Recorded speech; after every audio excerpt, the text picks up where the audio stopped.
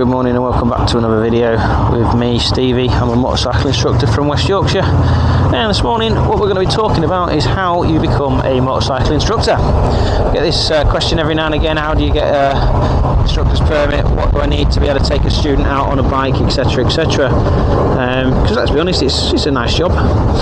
So a couple of things you're going to need. First, you need to be over 21. You have to be over 21 to hold an instructor's permit. You have to have held a motorcycle licence for 3 years. That's an A2 licence or an A licence. So you need to have that. You need to be of good character. It's what's described as a fit and proper person. This is a broad spectrum, and it's a little bit hazy in the law.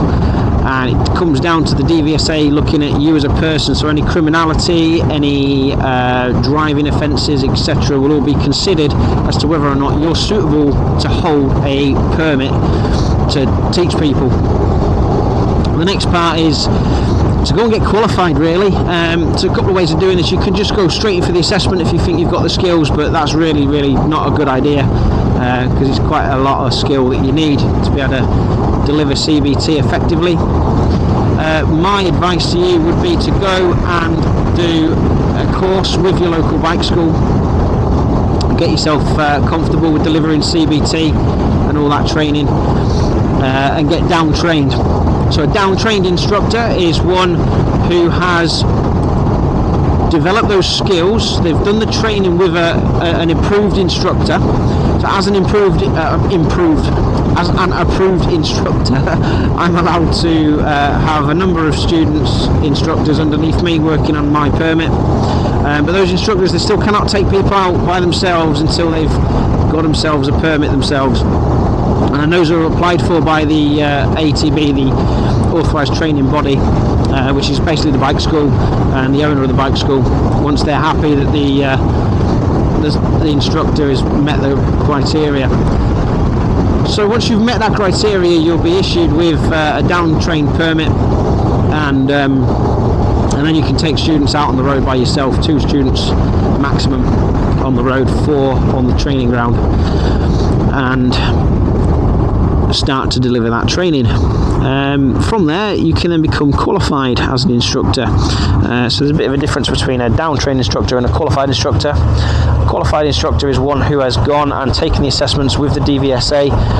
So to become CBT qualified, you go down to the assessment centre.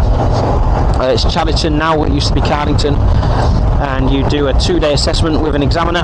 That's a full 2 days delivering CBT and all the required skills, and they look at you as a whole, look at your ability, look at how you deliver that training, and decide if they're happy with how you're doing that, and then to take it from there. If you pass, you get issued with your certificate, and then you can actually train other instructors. You can actually open up your own bike school on that if you wanted to.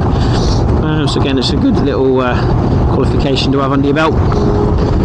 Once you're happy with that, you can move on and do your direct access training, and that allows you to deliver training for the big bikes, the 650s if you like, full powered machines, your A2 license holders, etc., your full category A test. You cannot do that on a C certificate. You have to have a direct access certificate to do big bike work. That's a day's assessment, that one, just a single day down at the assessment centre. So that's it in a nutshell, really.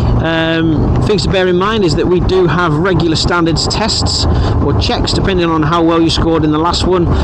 Depends on when the DVSA officer is going to come out and visit you again. And as a down-trained instructor, for your first permit, once your first permit's been applied for, you will probably have a standards check within 6 to 8 weeks of that permit being issued to you. So obviously you undergo your down training with your instructor at the school. They're happy, they'll issue you with a card, or apply for you to have a card issued, and once that card's been issued, it's a question of when they're going to come out and do that standards assessment. Now, as a down-trained instructor, if you fail that assessment and fail it miserably, you can actually lose that permit. They can take it off you if they're not happy with how you're delivering that training, and have a word with the ATB to say, hang on, you've said that this guy's alright and actually he's not. Obviously it becomes a little bit more secure for yourself once you've gone down and done the assessments. Last things to bear in mind, we do have regular assessments. I had mine just last year. Scored very high. It's marked out of 50, I think it is. I think I dropped 2 marks on my assessment, so it's to keep an eye on and make sure that you're maintaining that skill set. But it's a good thing that they do these assessments and keep up with you. So yeah, that's it in a nutshell. That's how you become a motorcycle instructor. I hope you found that useful.